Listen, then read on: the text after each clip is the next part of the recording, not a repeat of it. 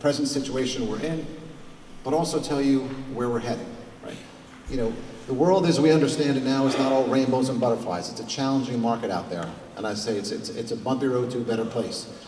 So I'd really encourage you, since you left your families, you left your work, to come down here and hang out. Just put your phones down. All I'm asking for is maybe 25, 30 minutes of your time to interact with me, because my goal today is to both elevate and educate. But I cannot elevate you unless you're willing to be educated. So bear with me for a little bit. I want to explain the state of our industry. I want to explain where we're heading. And I think I'm going to leave you with a lot of hope and promise. But why don't we jump in right away? So don't even try to read this. I'm just going to tell you that right now, there's a list of challenges facing the mortgage industry. About 85% of the world, of the US world, has a mortgage below 5%. 13% below 3% and 40% below 4%. So refinance is a challenge. On top of that, the purchase market has very limited inventory. Now I'm going to explain to you why that's not necessarily a bad thing, but it's very little inventory. There's a ton of competition. You know, its secondary market is sort of upside down. So all the things that we know. But why don't we move to the next slide, please? So first I want to talk to you a little bit about what our economic thesis is. And again, this is the boring part. I'm sorry, but I have to lay it out for you, because it really lays a roadmap for where we are today and where we're going. So if you kindly move, is there a flipper that I can use or something? No? Okay. So again, don't focus on this too much except for a couple of points. One, if you've gone to the grocery store, if you tried to get gasoline, if you've done anything, you understand that prices are going up. Prices are rising, right? And so in order to accommodate for rising prices, the Federal Reserve is doing what? Raising rates. Raising interest rates. And they're raising interest rates quickly, very quickly. But, and their goal is to slow the economy down. And they will be successful at it. And I can get into that if you like. But the message for this, oh, thank you.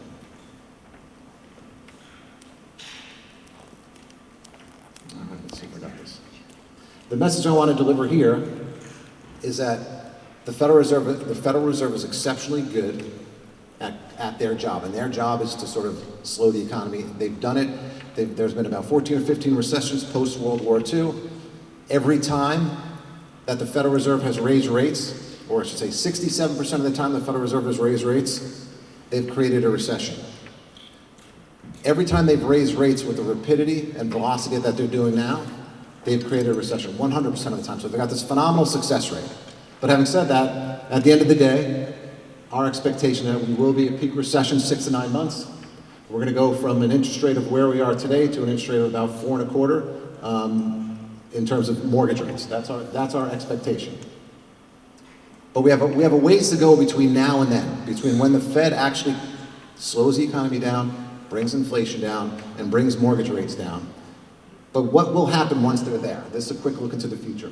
Well, the number of jobs outstanding in America are going to drop. Right now there's about 11 million jobs, about 10 million as the last read. There's about 6 or 7 million people looking for jobs, so there's almost 2 jobs per person in the United States.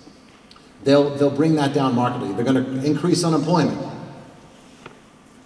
And they're going to reduce inflation to their target 2%, right? But all that's going on now. As I said before, the Federal Reserve is exceptionally good at slowing economies down. They're going to bring down inflation. They're going to get us where they need to go. It's going to be a painful process, and you're feeling that now. You're seeing it manifest itself in the interest rates we have today. So once we reach that journey, and as I said before, I'm totally fine making predictions on the market when I feel confident on them, right? And so with a fair amount of confidence, I can tell you, based on historical data, that when the Federal Reserve starts doing its thing, about 12 to 18 months after that, they accomplish their mission. And their mission, as I said before, is crystal clear. They want to bring growth, they want to bring inflation back down to 2%. Think of it pre-COVID, where prices were. You could go weeks or months or years and not really notice that most prices have gone up. And in order to do that, they need to slow the economy down. But once they do that, what's waiting for us? Well, I told you before, by Q4 of 2023, there's an expectation that rates will be much lower than they are today. Matter of fact, we are targeting 4.25%. It may be 4.5%, maybe 4.75%, maybe 4%, but I think that's a pretty good bet. Inventory should start increasing. Now, inventory is not increasing because homes are being built. Inventory is simply increasing because there is less buyer demand. You know, as you can see, inventory has been decreasing over the years. In January of 2019, we're about 965,000 single-family units. Right now, we're at about 550,000 single-family units, and I expect us to this time next year to be at a spot somewhere between 965 and where we are today. Now, this is the most important piece. It's a complicated graph, so I don't want you to focus too much on it. Just the blue and the orange. So it's the concept of a piggy bank. So each and every one of you today, every single loan you close, you need to think of it as a two-part transaction. Part one is putting that person in a home today, and part two is the refinance that you're going to be doing a year from now. Now, as evidence of that, the blue represents the outstanding mortgage-backed securities in the universe today, right? A ton of them are held, about 2.5 trillion are held by the Fed, some are held by banks, but that's sort of the distribution in the 2 to 2.5% and 3 range. That means that when we were originating mortgages last year at 3, 3.5, and 4%, they're sitting in those coupon buckets. Now, if you believe Fannie Mae, Freddie Mac, the NBA, a number of government agencies, they believe that we're going to have about a $2 trillion year this year, very strong, I would argue, and probably something similar to that next year. Even if they're wrong by 20 or 25%, we're still looking at about a $3 to $4 trillion of loans that are originated at 6.5%, 7%, 6.25%, sitting in that piggy bank. And it's not going to take a 300 basis point rally in interest rates to get us back down, to bring refinances back into the market. It's going to take something like 50 basis points, and then 75 basis points, and then 100 basis points. So unlike March of 2020, where we saw rates drop precipitously, for those who remember, right? All of a sudden, the world went wild, and rates dropped from 3.5% to 1%. I'm talking about the 10-year Treasury, my apologies. We're likely to see a more controlled downside. So we'll go from mortgage rates of 6.5 to 7 to 6 to 6.5 to 6 to 5, et cetera, and on the way down. So in terms of a rebalancing of the housing market into more of a stable purchase and refi-centric market, that's where we're headed. But we still have to get there from here, and I want to talk a little bit about that. So in summary, for this part of the presentation, I find it very helpful to start with the destination. Where are we going? So the destination is a much more normalized secondary market, much more inventory, and we should be entering what I'm calling, I hate to use the term refi boom, but we should be entering a much healthier refi market in which there's a 60-40, 50-50 balance between purchases and refinance, which is where this industry needs to go. That's why I'm calling this section a bumpy road to a better place. So let me take a look at what the data is telling us now. So we know where we're going to be 12 months from now. But let me tell you what the data is telling us now. Right now, if you go, once again, this is the same chart I showed you a minute ago, and you look at housing inventory. Housing inventory is at 561,000 units and sort of stabilizing there. So the reason why we're not seeing more of an increase now is simply because most people that could sell don't necessarily have a need to sell. Now, certainly, you know, there is always going to be a little foreclosure. There's always divorce. There's always, unfortunately, death. And there are a number of other reasons why people might move. But for right now, there is a psychological battle going on between buyers and sellers. The sellers all still think, or they're working through the process of thinking that their house is worth $50 billion and they should have 500 people lined up, and that they should be able to sell a house with holes in the wall and farm animals running around with no inspections, things of that nature. So they're eventually getting through that process. And buyers, of course, I'll talk about in a minute, but buyers are sort of just sitting there in shock. Why are they sitting there in shock? Because for the most part, the news media that we live under is giving you an exaggerated view of the way the world is. I can and will make an argument in a moment that what we should be telling people is that buying a house now is much better than it was buying it when even rates were lower. But I'll get into that in a minute. But for this part, home supply is a problem with homes. And this is evidenced by this chart here. This chart here in the dark basically tells you, in the dark red, I think, basically tells you the number of homes that are under contract relative to the lighter red that shows you the active inventory I just showed you, right? As you can see, since rates went up, wish I had a pointer, but I don't. So from about May of 22 to today, you can see that contracts have continued to drop. And if you line that up with where interest rates have gone, you're going to see almost a perfect correlation. As rates have gone up, people have just frozen. They're not sure what to do. I often use the standing joke that I say, the road is littered with indecisive squirrels, right? They're sitting there in the street, they're not quite sure what to do, and so they're not taking activity. But in terms of evidence of where the sellers are at, like I said, the sellers who think that their house is worth $1 billion, now 42% of all houses right now are taking a price cut. Not insignificant. Now, the reasonable question you would ask is, okay, well, what's normal? Normal is somewhere around 30%. You'd see sometimes that are certainly lower. The lowest it looks like we hit was about 18%. That was at the peak of the craze, or the second leg of the peak of the craze. And the high of 2008 was about 50%.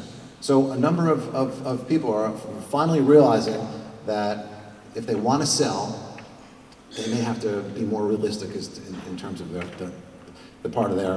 terms of their homes. So if there's one thing. Sorry, so before I get into that, I want to talk a little bit of something that has been a big part of my life that has helped me through a number of different things. And I would challenge you to dig into it. There's something called the dichotomy of choice. The dichotomy of choice is simplistically is the only things you should focus in on your life are the things that you can control, right?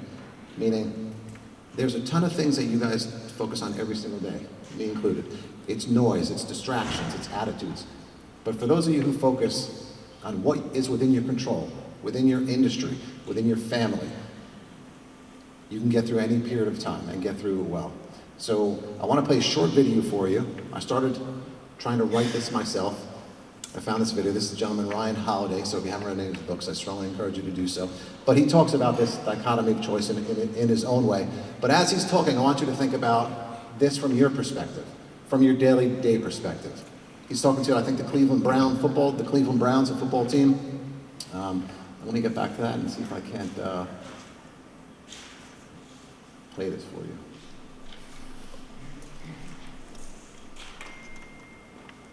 If there's one thing that philosophy can teach any athlete, whether you're an amateur, whether you're a collegiate prospect, whether you're a top-ranked recruiter, whether you're making millions of dollars in the pros, is something that I talked about to the Cleveland Browns this year when they had me talk about stoicism. I started my talk and I said, look, everyone in this room controls one thing. They control how they play.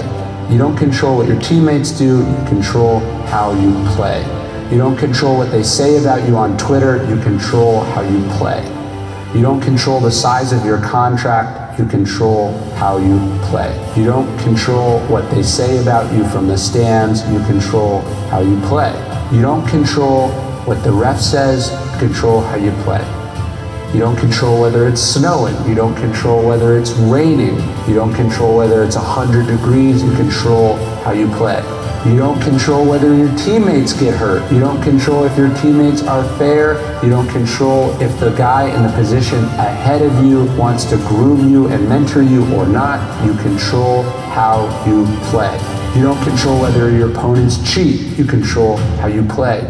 You don't control if your coach is a bully and he screams at you. You control how you play. You don't control if people are doubting you, if they don't believe in you. You control how you play. You don't control yesterday's game. You control how you play today. You don't control if you've lost to this team 1,000 times. You control how you play. You don't control if your team wins. You control how you play. You don't control if you lose. You control how you play. All you control, if it's not clear enough, is how you play right now right this second. Whether there's doubters, whether you're being adored, all you control is how you play, the effort that you bring, the decisions you make, the principles by which you operate. And that's ultimately all you can judge yourself on. You don't control the outcome, you don't control the facts, you don't control anything but how you play. But if we can focus on this, the Stoics said, if we can focus exclusively on what we control, not only be happier, we'll have way more energy and way more to focus on what is in front of us, while everyone else wastes time whining about, complaining about, worrying about, thinking about, bragging about what they don't control. How many people think that's relevant to us as an industry?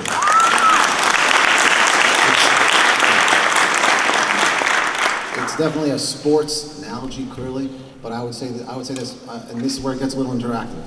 What are some things we control in this room, right? I'll start in reference to what Ryan had said up there. You know, we don't control that a realtor said no to us 1,000 times. What do we control? Whether we knock on that door again, whether we keep prospecting, right? We don't control what the person next to you is complaining about. What do we control? Our thoughts, our actions, our activities, right? What do we have? We can control, we have control over whether we're gonna sit at our desks and not get back to basics, as Ryan had said, or whether we're gonna get back to basics, right? So I'd like to hear from this audience. What are some of the things that you guys have control over, and what are some things you should not be focusing on? We don't control rates, but we control perspective. Okay, we don't control rates, but we control what, perspective? Excellent. What else? Come on, guys. We don't control other people's attitudes, but we do our own. Amen to that. We don't control other people's attitudes, but we control our own attitudes. We control how we educate and self-educate. We can't make people listen. Excellent. We can control the message we're delivering and how we educate people, but we can't force people to understand or digest it. All you can do is keep delivering a message, all right? Well, thank you for that. So this actually is a nice segue. I promise Kelsey and I did not work on this, but it's a nice segue. So what is some of that message that we want to deliver? So I want to give a ton of props to Landy, Kevin, Youssef, Graham, Larry, who helped me with this presentation. Some of the folks in the room had the benefit of going through it yesterday, so I have a little bit of experience here, and I promised I shorten it up a little bit. But part of the message we need to deliver, and I said earlier, is I'm going to convince you that buying a home today is better than it was a year ago when the rates were much lower. And that's what we call the trade-off between a great rate and a more favorable buyer's market. So we all remember, but by a show of hands, who has at least thought that, shoot, I wish it was last year again, right? I wish I had last year's rates or last year's problems. Probably everybody. So I want to tell you this story about the shift of power from the buyer to the seller. So a sharp drop in interest rates, which we saw, which started in March of 2020, was awesome for home buyers during the first half of 2020, the second half of 2020. But that sharp drop in interest rates very quickly led to what I call the rise of the seller, right? That's the rise, that is the place at which the sellers gain all of the power in the transaction, right? All that demand for homes with the limited supply that I just showed you meant that whatever power the buyer had very quickly evaporated. And as with all things in life, relationships, governments, power corrupts and absolute power corrupts absolutely. So how did that manifest itself to your buyers? Well, in at least a couple of ways. It created a ton of bidding wars. Anyone here have to deal with a bidding war last year with some of their clients? I would assume most, if not all of you. Home price appreciation every month ticking away, right? Every month up 5%, 2%, 10% in some places. This created what I like to call a riskier environment for home buyers. I'm going to give you three very, very simple examples that you all understand, but also that have probably occurred to most or all of you. First off, for the benefit of waiting online for 4 hours to see a place for 15 minutes, for having to view a property online, fliptherealtor.com, or not even see a property just had the realtor call say, do you want it? The exchange for that was they had to waive their home inspections, or they weren't getting concessions for that. Another exchange for that, so a fair number of people took houses as is. Now you may say, okay, as is. Think about what that means, as is. Think of the risk that that introduces into there could be something significantly wrong with that house. In all likelihood, there is something wrong with that house that these buyers had to just take down without any compensation for that. CoreLogic put out a study that said 20% of all houses under appraised. There was an appraisal gap there. I asked Wes to do his own internal study, and he did, and he found that number to be about 18%, at least in the few hundred that he looked at, with an average number of about $18,000. So, in exchange for a good rate, they got bidding wars, they got rapid home price appreciation, trying to keep up. They've created a rush, which created more risk, which leads to bad decisions, bad experiences, and buyer remorse. So, I have these articles if you want as well, but according to Yahoo Finance, there's a huge percentage of people that are just dissatisfied with their home purchase, right? They made bad choices. They had to use retirement funds to finance a house. They had to buy the house that didn't fit their needs, or they had to buy in a neighborhood that didn't fit their needs. So that leaves them with what? 3 basic options that I have outlined up here. They can stay in the home that doesn't suit their needs. They can stay in the neighborhood that does the same. Or at some future date, they can sell and move to the house that works for them. Certainly suboptimal for 75 to 80% of the people that actually bought. But not only do you have bad decisions, bad experiences, and buyer remorse, you've got people, these are examples of some of the excesses. I want to thank Shirley, Krista, Stephanie, and a few others for these, Wes for these. So here are these actually, these are AnnieMac validated stories. 1, people had to buy lunch, imagine overbidding for a house and then having to buy a pizza party for that same person. One buyer agreed to pay for first year of college tuition to a child's, first year of college tuition for the seller's child. Hopefully that was some really small community college. This next one I had to double, triple check. One buyer actually agreed to keep a cat and 2 chickens at their house in order to get that home. I said before, I don't care. I'm not ashamed to say, when I tell you I love dogs, I love dogs. Dogs love kids, not a cat guy, right? That had better be a really nice house for me to want to keep that. And other agrees, and I think this is more than one, but other people agreed to pay for sellers' vacations. I showed this to a realtor friend of mine, and she was like, that's not legal. And I was like, okay. Well, a lot of things aren't legal that go down. Hopefully none of it last night, by the way. But clearly, as I said, nothing exceeds excess. And this is an example of it. So again, in exchange for that low rate, you got bidding wars, you're scrambling around to catch up with home price appreciation, which meant you're going to take on all kinds of risk, which means you're going to make bad decisions you're going to regret, which is going to force you into another action of movement or being miserable. And then you have insanity like this. So what was that great rate really worth? Well, let's put it in numbers. So let's start with the $375,000 list price. Say they have a mortgage pre-qual for $350,000. You can do the math, $25,000 down payment. But in all likelihood, not only in all likelihood, in all probability, there's going to be some bidding war. So let's assume it's a low, it's only 10%, which is not unreasonable. Let's assume it's 10%, so that's $35,000. According to our own team, the average home inspection concession was pre-COVID was averaging about $1,500, so let's just throw that in there at the well end.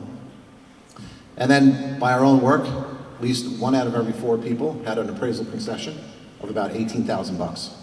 And then buyer's remorse, I have that listed. I'm not quite sure how to quantify that. It's going to differ for other people. Some people are just sad maybe about their backyard, but some people are sad because they don't have, an extra kitchen, extra bathroom, or they're in a bad neighborhood. I'm not sure, but there's clearly some effect of that. So for about a $650 a month less payment, these people had to put up $54,000 more up front. That's a lot of money, and I'll get into that in a second. So let's look at the other side of that. In today's market, now I want to put a caveat. This is nationally. Nationally, There are certainly people out here who may say, well, yesterday I got into a bidding war on a particular part, but I'm not saying that that's gone, but nationally it certainly seems to be dissipating very quickly. So no bidding wars, you're definitely getting your home inspections back. The likelihood of appraisal gaps is not high. And again, I can't quantify this, but there's a ton of more choices, less risk. So they're not putting out that $54,000. But in exchange for that, as I said, they're probably paying something like $650 a month more in rate. So how do we get over that?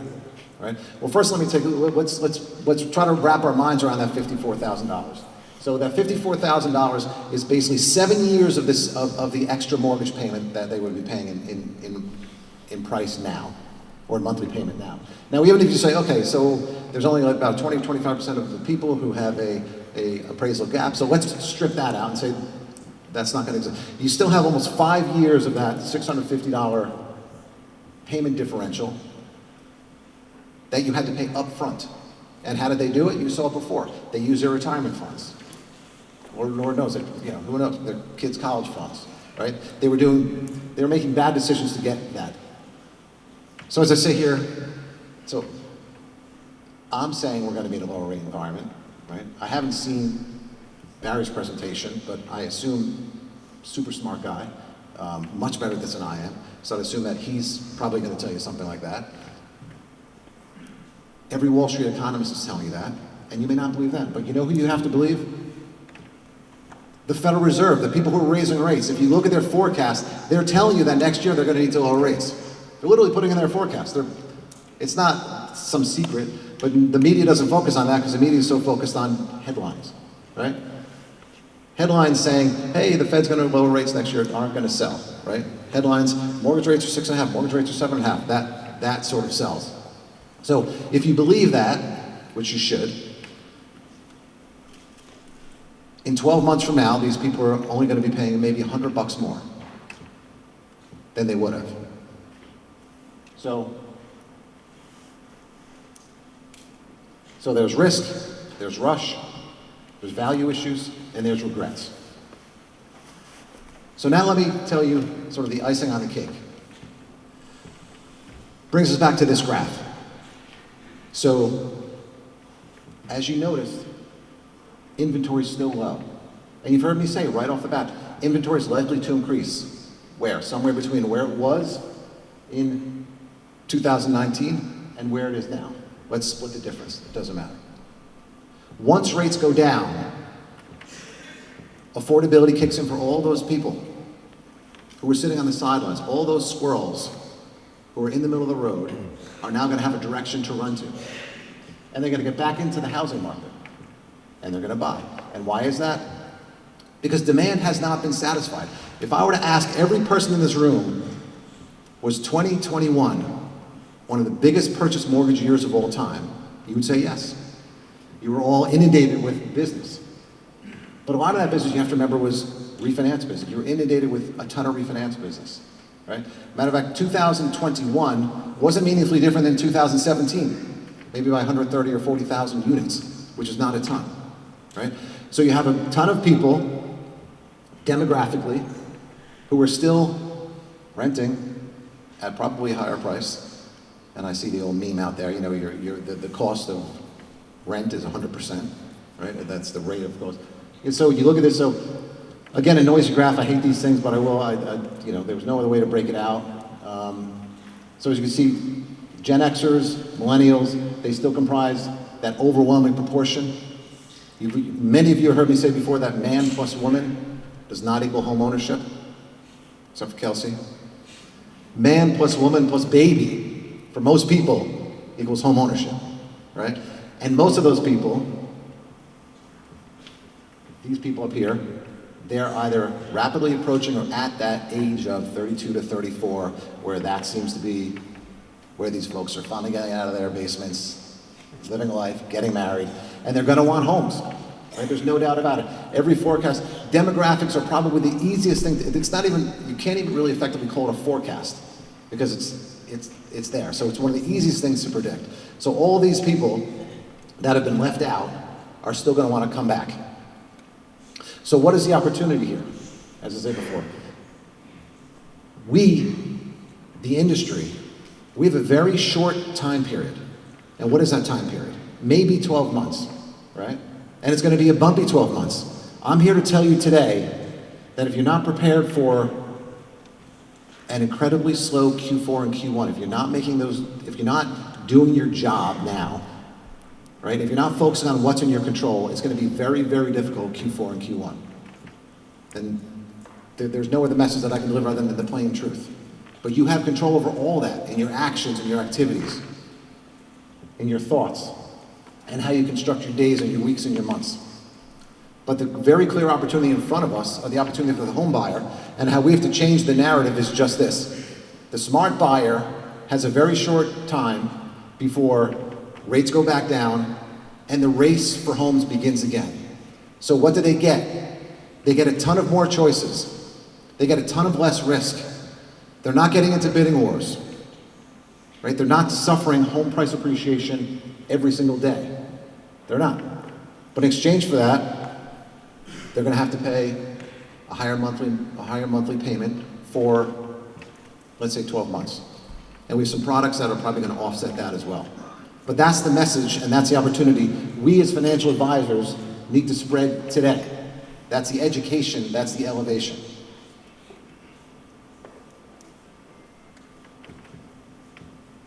So, with that having been said, I want to see if there's any questions out there that I can answer for you. Now, there will be, in terms of what's next and how you do it, you know, how do you change the agent and buyer psychology? One presentation at a time. You go out, you control your activities, you control your actions. You get out in front of your realtors, they say, no, you knock again. Let me prove to you why, if you're smart, you're gonna get your buyer out there today. Unless, of course, ask the buyer, okay, you wanna wait for her? Do you wanna be in bidding wars again? Do you wanna have very little choice? Do you wanna grab a neighborhood that you might not wanna live in? Do you wanna grab a house that might not be ideal for you? Then awesome.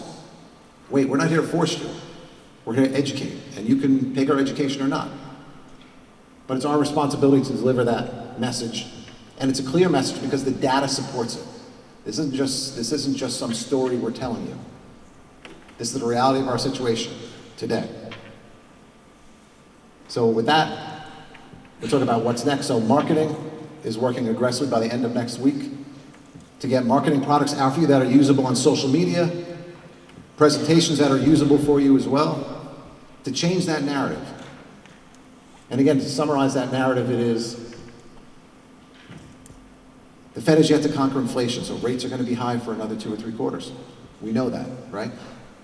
But the smart buyer, it's truly an opportunity to get out there with more choices and less risk.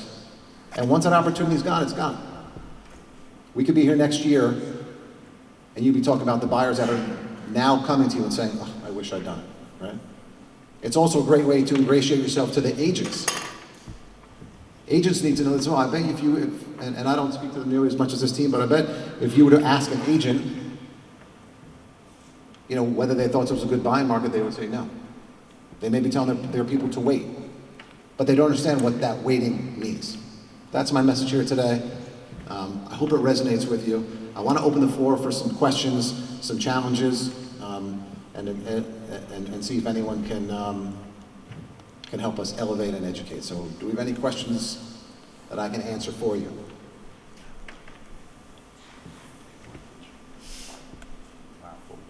That means I either did a really good job or you're asleep.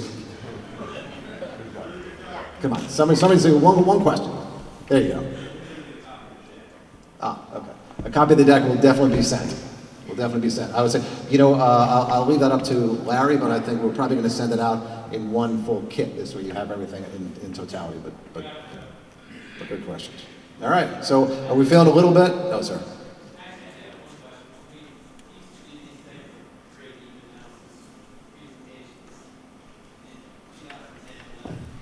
Hold on one second, Ben. Hold on one second. I can't hear you, which means no one else can hear you. Let me give you the mic.